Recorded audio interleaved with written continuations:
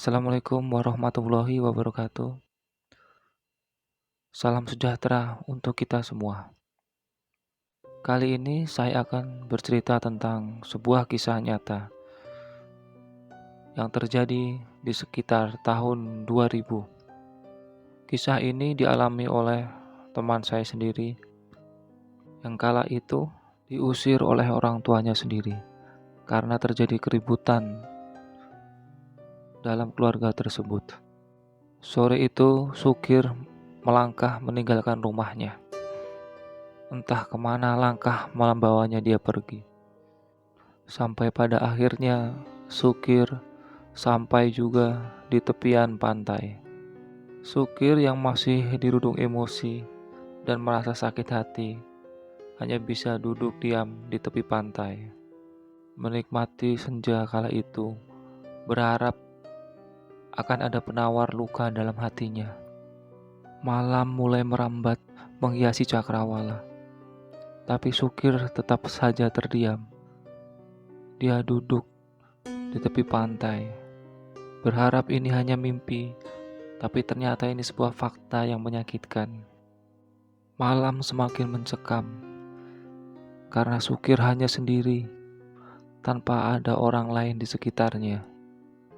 Sukir yang mulai merasa lelah, mencoba membaringkan tubuhnya di atas pasir. Menatap rembulan dan bintang, hanya itu yang bisa Sukir lakukan. Karena dia tak membawa uang sepeser pun.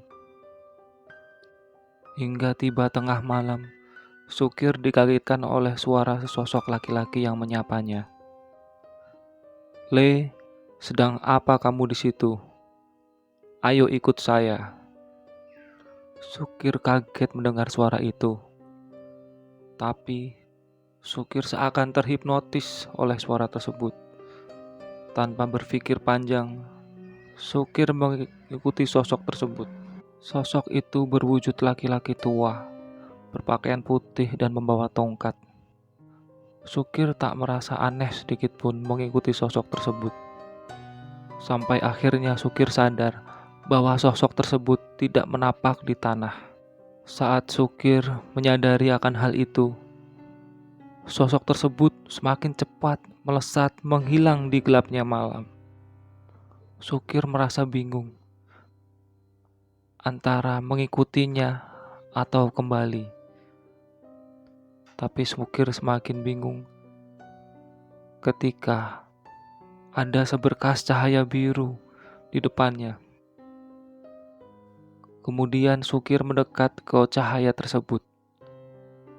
Setelah dia dapati, ternyata itu adalah sebuah batu. Batu itu sekilas dilihat tak ada istimewanya sama sekali. Hanya berwarna hitam, kusam. Kemudian Sukir mengantongi batu tersebut dan melanjutkan langkahnya. Hanya berjalan melangkah tanpa tujuan. Kemudian dilihatlah dari kejauhan ada sebuah keramaian. Sukir tertarik untuk menuju ke sana. Ternyata di depan adalah komplek lokalisasi, di mana segala macam maksiat ada di situ. Tapi Sukir tak menghiraukannya. Terus melangkah maju ke depan, sampai dia tertarik di sekerumun orang. Setelah makin dia dekati, ternyata orang-orang tersebut sedang bermain judi, yaitu tebak dadu. Sukir hanya tertarik untuk melihatnya, karena memang dia tidak membawa uang sepeser pun. Dia hanya berharap ada orang yang dia kenal, karena dia mulai merasa lapar. Bahkan dia juga ingin membeli rokok, tapi tak ada uang sama sekali. Tapi ternyata di sekumpulan orang itu tak ada yang Sukir kenal. Akhirnya Sukir hanya memandangi mereka yang sedang bermain judi. Dan anehnya, ketika Sukir sedang melihat orang bermain judi, ada yang berbisik di telinganya, membocorkan Apa hasil tebak dadu tersebut?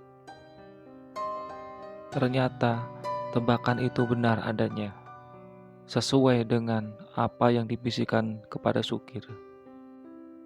Setelah tebakan 3 kali Sukir ternyata benar. Sukir berinisiatif meminjam uang kepada salah satu penjudi tersebut.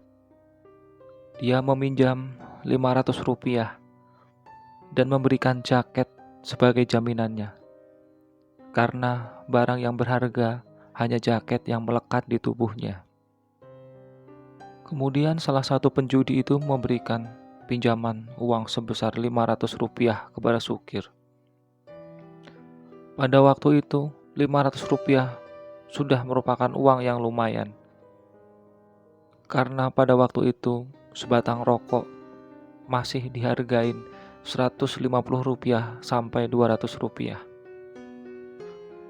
Dan tanpa diduga, malam itu Sukir menang banyak. Hasil dari bisikan gaib yang dia terima dalam membimbing dia untuk bermain judi. Jaket yang sebagai jaminan pun dia tebus. Dan malam itu Sukir menang judi Rp50.000. Sukir menghentikan bermain judi ketika bisikan gaib itu meminta dia untuk menyudahinya. Malam itu, kemudian Sukir mencari penginapan di losmen. Dan dia mulai mencari makan dan membeli rokok. Karena dia sudah memiliki uang hasil dari berjudi tersebut. Hari demi hari, Sukir habiskan di tempat lokalisasi. Berjudi, mabuk-mabukan, dan main perempuan. Sampai pada suatu saat, Sukir bertemu seseorang yang menawarkan dia untuk bekerja di salah satu perkebunan kelapa sawit di Pulau Sumatera. Perbincangan panjang di antara mereka membuat Sukir tertarik karena dia juga mulai bosan hanya bermain judi, mabuk-mabukan, dan bermain perempuan. Tapi ternyata pekerjaan itu tidak gratis. Sukir harus mengeluarkan sejumlah uang untuk dapat bekerja di sana. Akhirnya malam itu Sukir habiskan untuk berjudi terus-terusan sampai pagi. Sampai dirasa uang yang diinginkan itu terpenuhi. Keesokan harinya, Sukir kembali ke kampungnya. Dia ingin pulang ke rumah, sekedar mengambil pakaian dan perlengkapannya. Di saat itu, Sukir bertemu denganku. Kusapa dia. Aku tanya, "Mas, selama ini di mana?" Tapi dia malah menjawab dan bercerita tentang keinginannya untuk bekerja di salah satu perkebunan kelapa sawit. Dia cerita panjang lebar. Bahkan dia memberikan aku rokok 1 bungkus dengan catatan aku mau mengambilkan pakaian di rumahnya. Tentu saja hal itu aku setujui. Karena keluarga Sukir juga dekat denganku. Maka ketika aku masuk ke rumahnya pun orang tuanya menyambutku dengan hangat. Setelah kuutarakan keinginanku mengambil pakaian Sukir kepada orang tuanya malah berpesan kepadaku. Dia itu anak kurang ajar, jangan kamu dekati, jangan kamu bantu. Aku hanya bisa mengangguk tanpa bisa membantahnya. Kemudian ibunya Sukir memberikan pakaian yang sudah dimasukkan dalam tas. Setelah kudapati, kemudian aku kembali kepada Sukir. Kuberikan semua pakaian dalam tas tersebut. Sukir mulai melangkah meninggalkanku. Entah dia mau kemana dan bertemu siapa. Aku hanya bisa bergumam dalam hati. Apakah dia mampu dan sanggup untuk bekerja? Karena selama ini dia tak pernah bekerja sama sekali. Setahuku dia hanya suka berjudi dan minum minuman keras tanpa pernah mau bekerja. Apakah sanggup dia kerja keras di perkebunan kelapa sawit? Ah, masa bodoh, siapa tahu dia sudah berubah, pikirku waktu itu. Mungkin hatinya sudah terketuk untuk mulai mencari nafkah yang halal. Sukir kemudian menemui sosok orang yang sudah berjanji mencarikan dia pekerjaan tersebut. Diserahkanlah sejumlah uang yang diminta dan diantarkanlah Sukir menuju Pulau Sumatera. Ternyata tidak hanya Sukir sendiri. Ada sekitar 10 orang yang bekerja bersama Sukir. Dan mereka berangkat bersama menggunakan sebuah travel yang sudah dipesan orang tersebut. Sesampainya di lokasi, ternyata Sukir kecewa karena tidak sesuai dengan janji mengenai pekerjaan, penghasilan, dan uang makan. Janji hanya sekedar janji. Kini Sukir merasa mulai tertekan karena kenyataan sungguhlah pahit dan menyakitkan. Di perkebunan kelapa sawit tersebut, Sukir dan rekan-rekannya dipaksa bekerja keras siang hingga malam, hanya menyisakan sedikit waktu untuk istirahat. Makan pun hanya ala kadarnya, nasi, sayur, dan tahu. Hanya 1 minggu sekali, Sukir merasakan nikmatnya telur ayam. Dan ketika malam, semua harus kembali dalam mes. Tidak ada boleh keluyuran di luar mes. Setelah 1 bulan bekerja, gaji pun tak kunjung diberikan. Dengan alasan gaji untuk jaminan, karena bekerja di situ tanpa membuat surat lamaran dan tanpa ijazah. Jadi perusahaan tersebut beralasan gaji 2 bulan pertama untuk jaminan dan bisa diambil ketika nanti sudah tidak bekerja lagi di perusahaan itu. Yang bisa dia ambil adalah gaji bulan ketiga. Dan selama 3 bulan mereka hanya dapat makan dan minum secara gratis dari perusahaan tersebut. Bulan kedua, Sukir sudah merasa tidak tahan karena uang saku yang dia miliki sudah menipis untuk membeli apapun. Sukir tidak bisa melangkah keluar dari perkebunan tersebut. Dia hanya boleh menitipkan kepada pengawas atau security di tempat tersebut. Tentunya harga akan semakin mahal karena melalui perantara orang lain. Dan memang di wilayah tersebut sangat jauh sekali dari pemukiman, apalagi sekedar warung untuk ngopi. Keesokan harinya, Sukir mendapat informasi dari salah satu pengawas bahwa gaji di bulan ketiga akan diterima, tapi nanti akan dipotong uang makan selama ini. Sukir semakin kaget, yang ternyata perusahaan ini makin ingkar janji. Akhirnya, pada malam hari, Sukir berniat untuk kabur dari perusahaan tersebut. Karena Sukir sudah merasa tak tahan atas perlakuan dari perusahaan tersebut. Dan juga uang saku milik Sukir sudah habis dan tak ada sama sekali untuk membeli sekedar sabun mandi ataupun pasta gigi. Di malam itu, Sukir mencoba memprovokasi teman-temannya untuk menuntut atau kita lebih baik kabur dari perusahaan ini. Tapi teman-temannya tidak ada yang berani. Bahkan di antara mereka ada yang menasehati Sukir untuk bertahan 1 bulan lagi sampai menerima penghasilan dari jerih payah selama ini. Tapi Sukir tetap yakin akan keputusannya. Dia tetap ingin meninggalkan perusahaan tersebut. Akhirnya Sukir menyendiri, berdiam diri.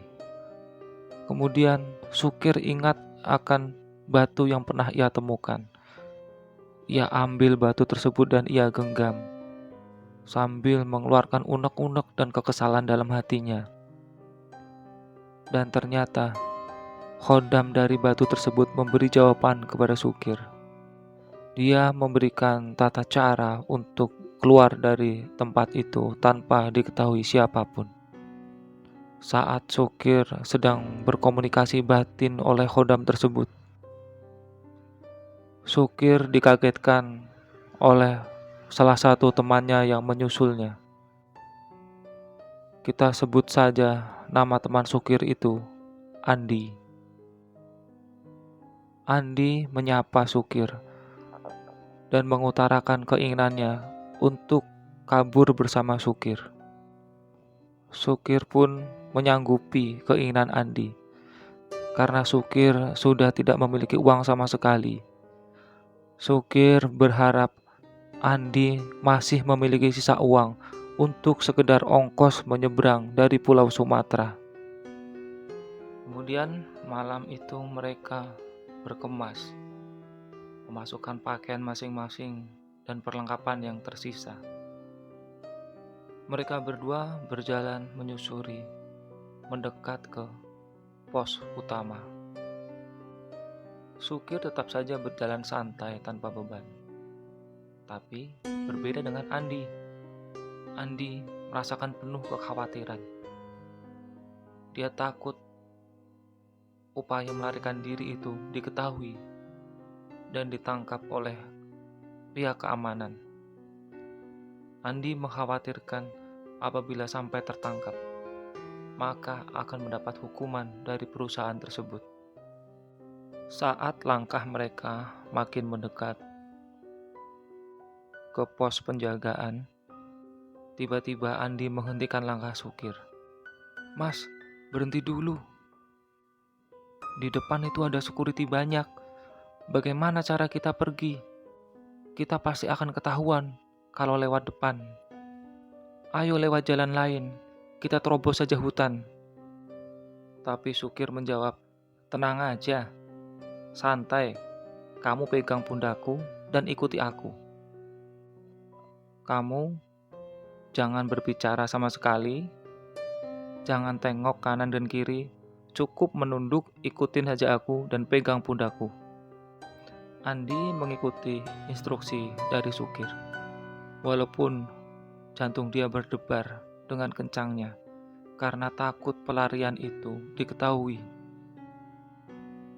Tapi anehnya, saat Sukir dan Andi mulai dekat kepada pos penjagaan, tiba-tiba para security yang standby berjaga di situ, mereka terlelap tidur. Sehingga Sukir dengan leluasa membuka pintu dan keluar dari area perkebunan tersebut. Tapi masalah tak cukup sampai di situ. Karena Sukir harus melalui jalan yang teramat panjang, gelap gulita, tanpa penerangan sama sekali. Mereka hanya mengandalkan bantuan cahaya dari sinar rembulan. Terus saja mereka melangkah mengikuti jalan rusak dan berbatu, sampai akhirnya mereka berhenti di persimpangan jalan. Dan mereka bingung karena tak tahu arah di mana sebenarnya. Akhirnya, Sukir berkomunikasi batin lagi dengan khodam batu tersebut. Setelah hasil komunikasi batin, Sukir mendapat jawaban bahwa akan ada kendaraan yang mengantarkan mereka sampai ke jalan raya. Tapi dengan catatan, selama dalam perjalanan, Sukir tidak boleh berbicara sama sekali dan dilarang bertanya kepada kusir delman tersebut. Sukir pun merasa aneh dengan jawaban tersebut, apalagi dengan kata-kata sebuah delman. Sukir berpikir, apakah di malam hari masih ada delman? Dan apakah di sini masih ada delman? Tapi kemudian Sukir menyalurkan informasi tersebut kepada Andi dan berpesan yang sama sesuai yang dia dapatkan dari olah batin tersebut. Tak lama kemudian datanglah delman yang dimaksud. Setelah delman itu datang, tiba-tiba delman tersebut berhenti di depan Sukir dan Andi. Tanpa bertanya, mereka langsung menaiki delman tersebut. Mereka masih memegang pesan dari bisikan gaib tersebut bahwa dilarang bertanya dan dilarang berbicara. Mereka pun terdiam selama perjalanan tersebut karena mereka merasa lelah dan mulai bosan karena harus berdiam diri. Tiba-tiba mereka berdua merasakan ngantuk yang teramat berat tanpa bisa tertahan, dan mereka tidur di atas delman tersebut. Tiba-tiba mereka terbangun dikarenakan ada suara klakson sepeda motor.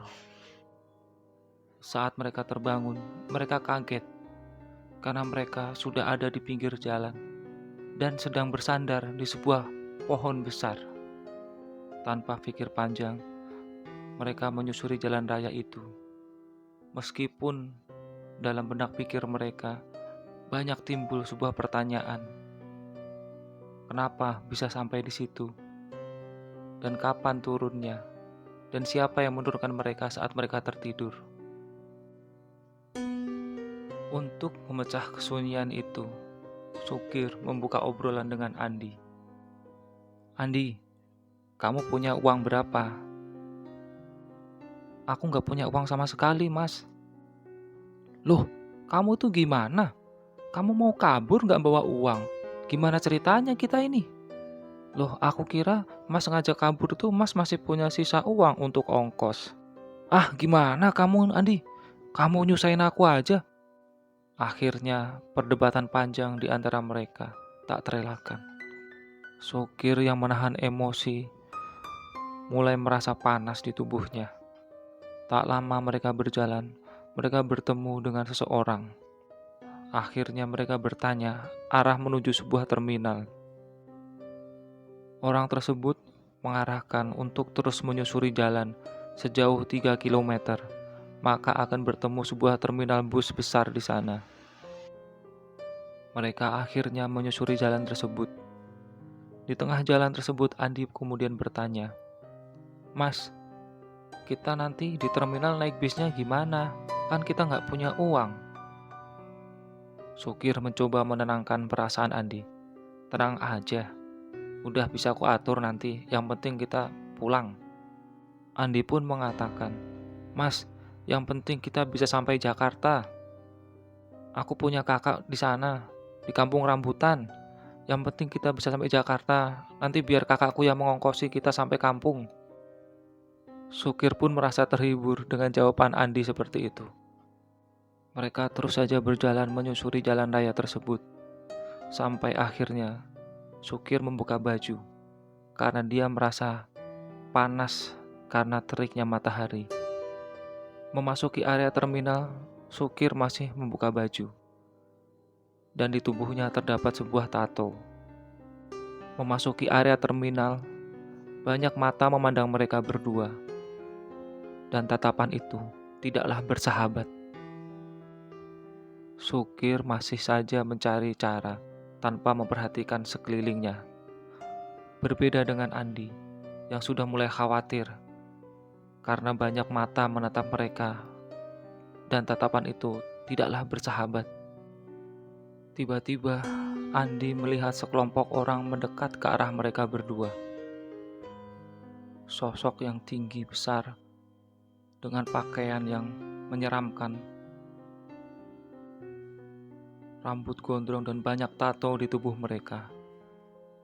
Akhirnya Andi mulai menjauh dari Sukir karena merasa khawatir. Dan ternyata kekhawatiran itu benar adanya. Segerombolan orang itu mendekati Sukir, dan Sukir masih saja tak sadar. Akhirnya, salah satu di antara mereka memegang pundak Sukir sambil berteriak, "Hai, kamu mau jadi jagoan di sini?" Seraya berteriak, dan orang itu menusukkan badik ke tubuh Sukir berkali-kali. Andi yang melihat itu tak sanggup berbuat apa-apa. Dia gemetaran, dia ketakutan, bahkan dia terjatuh sendiri. Menyaksikan temannya dihujamin beberapa tusukan di perut dan di dada. Tapi anehnya, Sukir hanya berdiam diri dan malah membalas sebuah senyuman. Aneh, sungguh aneh. Andi menatap tubuh Sukir tanpa luka sedikit pun. Andi hanya menatap mereka karena mereka saling berdebat. Tapi anehnya, Sukir hanya tetap tersenyum. Bahkan Sukir mempersilahkan mereka untuk memilih bagian mana yang mau ditusuk. Bahkan Sukir menawari untuk mencari sebuah golok untuk mencoba menebasnya. Segerombolan preman tersebut merasa marah dan merasa terhina. Tapi tiba-tiba Sukir menepuk pundak salah satu pimpinan tersebut. Dan akhirnya mereka malah tertawa terbahak-bahak. Andi semakin bingung dan merasa heran dengan apa yang barusan dia lihat dan apa yang dia alami. Tak lama kemudian Sukir memanggil Andi, dan mereka berjalan bersama segerombolan preman tersebut menuju sebuah warung. Andi semakin heran karena preman-preman tersebut malah menawari mereka makan dan memberikan mereka sebuah rokok. Kemudian preman tersebut bertanya, "Mas mau kemana sebenarnya?" "Kami mau ke Jawa, kami mau nyebrang laut." "Oh, mau ke Jawa, Mas? Ya, nanti saya carikan bis." Andi masih merasa heran dengan apa yang barusan dia saksikan. Sementara Sukir tetap asik dengan makannya, seolah-olah dia tanpa beban. Andi masih saja merasa khawatir. Dia mengkhawatirkan makanan ini diracun. Tapi Sukir kemudian mengajaknya makan dan berkata, "Tenang aja, ini makanan aman gak diracun." Seolah-olah Sukir tahu apa yang Andi pikirkan. Tak lama kemudian salah satu preman tersebut datang. "Mas, ada bis nanti sampai Kampung Rambutan. Tenang aja, gratis, gak usah bayar. Sebentar lagi bisnya berangkat, Mas selesaikan saja makannya." Mendengar jawaban itu, Andi semakin dibuat heran. Kemudian preman tersebut berteriak memanggil sopir bus tersebut. "Hai, sini kamu, turun!" Teriakan itu membuat Andi semakin gemetar. Meskipun teriakan itu ditujukan kepada sopir bus, tapi teriakan preman tersebut seakan memecah keramaian di terminal tersebut. Andi pun semakin ketakutan, tapi Sukir kembali menenangkannya dan menyuruhnya untuk segera makan. Tak lama, supir bus datang menghampiri ketakutan. Preman tersebut berpesan, "Aku titip 2 temanku ini. Jangan sampai dimintain uang, antar sampai Kampung Rambutan." Supir itu hanya bisa mengangguk ketakutan, tanpa bisa berkata-kata. Setelah itu, sopir itu kembali ke bus. Setelah menghabiskan makanan, Sukir berpamitan kepada preman-preman tersebut dan tak lupa mengucapkan terima kasih atas bantuan mereka. Di perjalanan, Sukir lebih banyak tertidur, sedangkan Andi masih memikirkan hal-hal baru yang dia alami, yang selama ini tak pernah dia jalani. Pengalaman ini baru bagi Andi, jadi wajar dia masih banyak timbul pertanyaan. Di tengah perjalanan, bus tersebut berhenti di rumah makan. dan Sukir mengajak Andi untuk makan di rumah makan tersebut. "Ayo kita turun makan." "Mas, kita kan nggak punya uang. Mau bayar pakai apa nanti?" "Udah tenang, yang penting kita kenyang. Udah ikut aku aja, turun. Yang penting beres." Andi pun melangkah mengikuti Sukir yang menuju rumah makan. Andi pun dibuat heran karena Sukir memesan 3 porsi makan, sedangkan mereka hanya berdua. Ternyata 2 porsi untuk Sukir sendiri dan Andi yang 1 porsi. Tapi Andi tak mau berpikir panjang. Dia kemudian menghabiskan makanannya. Setelah selesai mereka makan, Andi pun mulai kebingungan bagaimana caranya membayarnya. Kemudian Sukir berkata, "Kamu keluar dulu, tapi jangan nengok ke belakang. Tunggu aku di depan rumah makan." Andi pun mengikuti perkataan Sukir. Tanpa menengok ke belakang, dia jalan lurus keluar dari rumah makan. Dan dia menunggu Sukir di luar rumah makan tersebut. Dan Andi memperhatikan Sukir, mengkhawatirkannya bagaimana caranya dia keluar dari situ. Karena tentu harus membayar sejumlah uang untuk makanan yang sudah dipesan. Andi memperhatikan Sukir yang berjalan menuju kasir.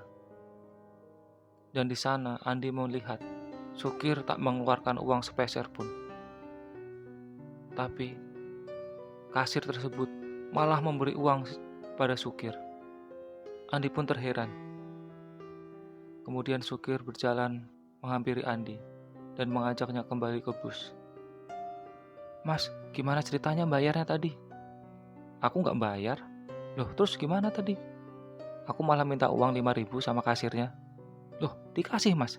"Iya, dikasih." Andi semakin geleng-geleng. Dia bingung atas kelakuan Sukir. Kemudian mereka melanjutkan perjalanan mereka. Sampai akhirnya mereka sampai di terminal Kampung Rambutan. Sesuai perkataan Andi, bahwa dia memiliki kakak di Kampung Rambutan. Dan kakaknya Andi adalah seorang pedagang asongan. Di terminal itu Andi bertanya-tanya pada sama pedagang. Dan akhirnya Andi menemukan kakaknya. Kakaknya pun terheran karena setahunya si Andi sedang bekerja di perkebunan kelapa sawit. Kenapa bisa sampai Jakarta? Andi menceritakan secara singkat dan tidak digaji di sana. Akhirnya dia kabur bersama temannya. Kemudian sang kakak mengajak Andi dan Sukir menuju warung. Disuguhlah mereka pisang rebus dan teh manis. Di situ kakak Andi. Setelah mereka selesai menghabiskan pisang rebus dan teh manis, Andi berkata kepada Sukir, "Mas, aku mau di Jakarta dulu sama kakakku. Kamu bisa kan pulang sendiri?"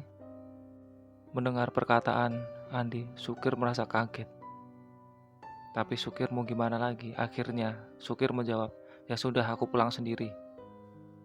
Tak lama Sukir meninggalkan mereka. Dalam berjalan dia bergumam dalam hati, "Sialan itu anak, kurang ajar. Sudah dibantu sampai Jakarta, bukannya dikasih ongkos akunya, malah dibiarkan sendiri. Sudah tahu aku cuma punya uang 5.000. Sampai Jakarta gak ditambahin ongkosnya.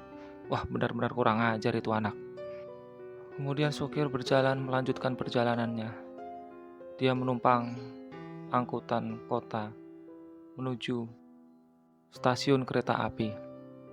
Sesampainya di stasiun, dia mencari kereta yang menuju Lempuyangan, Yogyakarta. Tentu Sukir tidak memiliki uang untuk membeli tiket. Jadi dia hanya berharap keberuntungan serupa terjadi pula pada saat ini. Tak lama menunggu, kereta pun tiba. Supir dan penumpang lainnya berdesakan masuk menuju kereta. Perlu diketahui, pada masa itu, kereta ekonomi banyak tiket berdiri, atau mereka menjual tiket tanpa tempat duduk dikarenakan penuh sesak penumpang. Tapi tidak menutup kemungkinan juga apabila tidak memiliki tiket, mereka melakukan salam tempel kepada petugas pemeriksa karcis, dan itu bukan rahasia lagi. Jika pemeriksaan ketat, biasanya petugas pemeriksa karcis memeriksa karcis 3 kali selama perjalanan. Tapi jika pengawasan sedang tidak ketat, biasanya mereka hanya memeriksa 1 kali.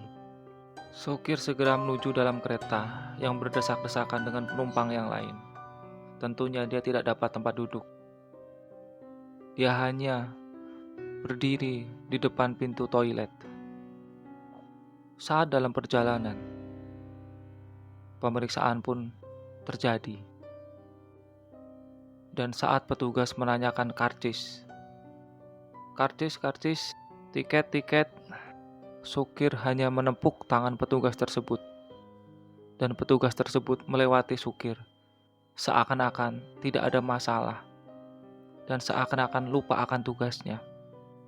Hal itu terulang sebanyak 3 kali selama perjalanan tersebut. Dan supir aman. Sesampainya di Yogyakarta, supir segera mencari tumpangan menuju terminal. Pada waktu itu, terminal Yogyakarta masih berada di Umbul Harjo. Sesampainya di terminal, supir mencari temannya yang kebetulan adalah kondektur sebuah bus. Supir menumpang bus tersebut sampai di tempat pemberhentian bus di dekat kampungnya. Supir kemudian berjalan menuju rumahnya. Di saat perjalanan itu, supir bertemu denganku, dan tak lupa aku menyapa serta bertanya, "Mas, katanya kerja di perkebunan kelapa sawit. Kok baru 2 bulan udah pulang?" Supir kemudian menjawab, "Ah, nanti aja ceritanya. Aku tak numpang tidur di kamarmu ya." Kemudian aku mengajak supir ke rumahku, dan dia beristirahat di kamarku. Kemudian aku tinggal dia dan segera menuju tempat tongkronganku, karena tadi aku sedang bersama teman-temanku menikmati sore hari. Di saat malam tiba, supir kemudian bercerita padaku tentang apa saja yang dia alami selama di perkebunan sawit dan selama dia perjalanan pulang kemari. Aku pun dibuat heran dan tak percaya dengan cerita dia. Aku masih menganggap cerita dia adalah sebuah kebohongan belaka, dan sama sekali raut wajahku menunjukkan muka tidak percaya akan ceritanya. Dan aku terus saja menyangkal setiap dia bercerita, sampai pada akhirnya dia mengeluarkan sebuah batu dari kantongnya. Kemudian supir menunjukkan batu tersebut kepadaku dan berkata, "Kamu ambil pisau yang paling tajam dan bawa kemari, kita buktikan." Kemudian aku mengambil pisau dapur milik nenekku. Kuberikan kepada supir. Kemudian supir mencobanya mengiris tangan-tangannya. Tapi sungguh aneh, seakan pisau itu tidak mempan menggores kulitnya. Aku masih tak percaya. Aku masih merasa ini sebuah trik. Kemudian supir memberikan batu itu kepadaku untuk digenggam. Setelah aku genggam, dia coba mengiris rambutku. Dan ajaib, rambutku tidak bisa diputus oleh pisau tersebut. Kemudian dia mencoba mengiris pipiku. Aku pun takut, tapi ternyata pisau itu tak sanggup menggores kulitku. Kemudian supir berpamitan padaku.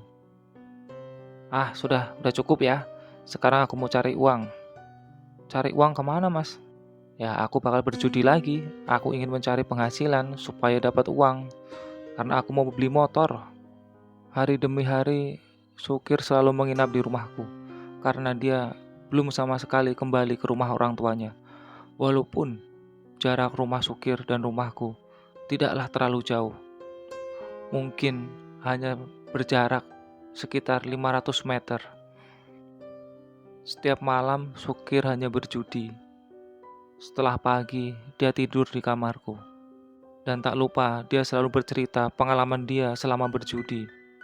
Beberapa hari kemudian, Sukir menunjukkan batu yang dia miliki. Dan sekarang batu itu sudah dipasang cincin yang terbuat dari emas. Sukir berkata, batu ini membawa keberuntungan, sudah selayaknya dihormati dan diberikan tempat berupa emas. Dan Sukir masih saja terus berjudi, minum minuman keras, karena dia setiap malam pulang pasti dalam kondisi mabuk. Hingga suatu saat Sukir tidak kembali ke rumahku. Dan keesokan harinya Sukir datang dengan membawa sepeda motor baru. Dia menunjukkan padaku dan berkata, "Ini hasil aku judi selama ini. Aku bisa beli motor." Setelah aku beli motor, baru aku pulang. Aku tunjukkan kepada orang tuaku bahwa aku mampu bekerja mencari uang. Aku pun bingung menjawabnya, karena setauku uang itu jelaslah tidak halal, karena didapatnya dari perbuatan berjudi. Menjelang malam 1 Muharram atau di Jawa terkenal malam 1 Suro, Sukir mengajakku membeli perlengkapan berupa dupa, minyak, dan kembang 7 rupa. Sukir berkata harus melakukan ritual untuk balas jasa kepada Khodam yang bernama Ki Srenggolo yang selama ini sudah membantunya menang dalam area perjudian. Dia berkata kepadaku, "Nanti malam temani aku menuju pantai di mana Ki Srenggolo dulu aku temukan." Aku pun bertanya, "Kapan waktunya, Mas?" Nanti malam aku jemput kamu. Kamu tunggu saja di rumah." Aku pun menyanggupi ajakan tersebut. Saat perjalanan pulang, kami berpapasan dengan teman Sukir. Dia menghentikan kami. Sukir pun mengobrol dengan temannya. Dia mengajak Sukir berjudi karena ada lawan yang empuk menurut mereka. Sukir pun mengiyakan ajakan tersebut dan mereka janji temu di suatu tempat yang aku sendiri tidak mengetahuinya. "Mas, katanya nanti malam ada perlu kita. Kok malah mau berjudi?" "Tenang aja, aku gak lupa. Nanti aku datang ke rumah kamu. Yang penting kamu siap-siap aja nanti kalau aku jemput." Aku pun tidak mau ngambil pusing. Aku biarkan Sukir semau dia. Terserahlah dia mau ngapain. Setelah dia mengantarkan ke rumahku, dia segera pergi. Dan aku sibuk dengan aktivitasku sendiri. Sampai malam tiba, aku menunggu dan terus menunggu. Dan akhirnya aku bosan menunggu, karena ini sudah tengah malam. Akhirnya aku putuskan untuk tidur, tanpa memikirkan Sukir kembali. Terserahlah dia mau ngapain, aku udah capek nunggu. Pagi pun tiba, dan Sukir tetap tidak datang. Sudahlah, aku gak mau mikirin itu. Ketika siang hari, aku diperintah nenekku untuk membeli lauk di warung. Saat aku melangkah ke warung, aku bertemu Sukir. Aku melihat Sukir terdiam, melamun di pinggir jalan sambil menghisap rokoknya. Bahkan saat aku lewat depannya, dia tak menyadari keberadaanku. Dia tetap saja melamun, berdiam diri. Aku pun tak menggubrisnya karena aku harus segera ke warung. Setelah pulang dari warung dan belanjaan aku serahkan kepada nenekku, aku segera menghampiri Sukir. Aku ingin bertanya, kenapa semalam tak ada kabarnya sama sekali. Saat kusapa, Sukir merasa kaget. Dia terdiam menatapku. Aku semakin bingung karena Sukir seakan-akan linglung. Gak biasanya dia seperti ini. Entah apa yang terjadi sebenarnya. Kemudian aku bertanya, ada apa mas, kok diam saja? Kemudian dia bercerita, dia semalam berjudi dengan banyak orang. Di satu tempat itu ada 10 meja perjudian. Dan semua meja berhasil dia sikat bersih. Dia mendapatkan kemenangan besar. Dia mengantongin uang tak kurang dari 5 juta rupiah. Aku mendengar nominal tersebut sungguh kaget. Kemudian aku bertanya, terus di mana uangnya sekarang? Sukir kemudian menunjukkan kantong plastik. Aku berpikir uang itu dimasukkan di kantong tersebut. Ternyata setelah dibuka, semua berisi daun kering. Aku pun bingung dan bertanya, mana uangnya? Itu kan daun, bukan uang. Sukir menjawab, iya sekarang daun, tapi semalam, sebelum tengah malam ini masih berwujud uang. Kok bisa mas? Kenapa bisa jadi daun? Ya semalam aku menang besar. Semua penjudi kalah sama aku. Uang mereka ludes sama aku. Sampai aku lupa harus melakukan ritual. Dan aku mabuk parah. Tanpa sadar sudah lewat tengah malam. Tapi aku terus saja berjudi. Sampai menjelang pagi. Saat perjalanan pulang, dia merasakan badan dia yang teramat berat. Dan kemudian dia menghentikan laju kendaraannya. Berhenti di sebuah pohon besar. Dia bersandar pada pohon itu karena merasa tak sanggup melanjutkan perjalanan karena dipengaruhi minuman keras. Saat sejenak dia tersandar, dia terlelap tidur. Mungkin tidak sampai 2 menit dia tertidur. Kemudian dia terbangun dan alangkah kagetnya dia. Cincin Ki Srenggolo sudah raib dari tangannya. Kemudian dia tersadar, dia mencari-cari di sekitar lokasi tersebut. Tapi tak juga dia temukan. Terus saja dia mencari, sampai terdengar suara azan subuh. Saat mendengar azan subuh, dia akhiri pencarian tersebut. Dan kembali, dia ambil kantong kresek tersebut. Dia buka, ternyata uang itu sudah raib, berganti menjadi daun kering. Dia semakin menyesali atas kelalaian dia. Kemudian dia berjalan pulang dan berhenti di pinggir jalan di mana aku bertemu dengannya.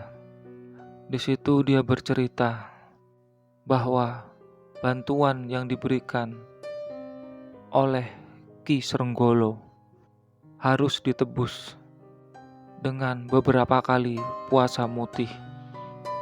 Tapi permintaan Ki Srenggolo tersebut tak pernah dijalani oleh Sukir. Sukir berharap dengan dilakukannya ritual di malam satu suro dengan sesaji yang dia berikan, berharap menjadi penawar akan permintaan puasa tersebut. Tapi itu bukan keinginan Ki Srenggolo.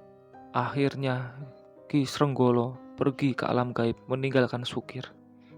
Hari demi hari Sukir habiskan untuk menemui paranormal, dukun, untuk meminta mengembalikan Ki Srenggolo.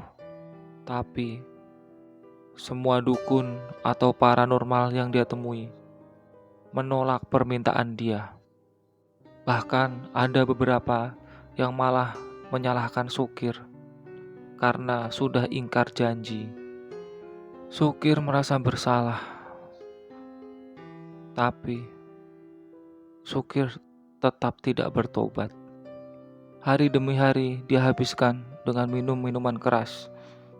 sampai sepeda motor yang dia miliki dia jual untuk berfoya-foya, untuk sekedar melupakan kesedihan yang dia jalani. Dia anggap minuman keras sanggup membantunya, tapi ternyata tidak. Aku coba peringatkan dia dan nasihati untuk segera bertobat dan berbanyak istighfar. Tapi dia tak pernah menggubrisku karena menganggap aku masih anak-anak, masih kecil. Tapi aku tak sakit hati disebut seperti itu, karena kewajibanku hanya mengingatkan. Setelah kejadian itu, Sukir menjauh dariku karena dia menganggap aku tidak sopan menasihati orang yang lebih tua. Tapi tak masalah, aku tak pernah sakit hati akan hal itu. Aku cuman berusaha berbuat baik kepadanya. Tapi tak apalah. Hari demi hari, aku sering melihat Sukir pulang dalam kondisi mabuk-mabukan. Dan aku tetap saja menyapanya, meski dia tak menghiraukanku. Sekian cerita mengenai Ki Srenggolo. Kita berjumpa lagi di cerita yang berbeda. Wassalamualaikum warahmatullahi wabarakatuh.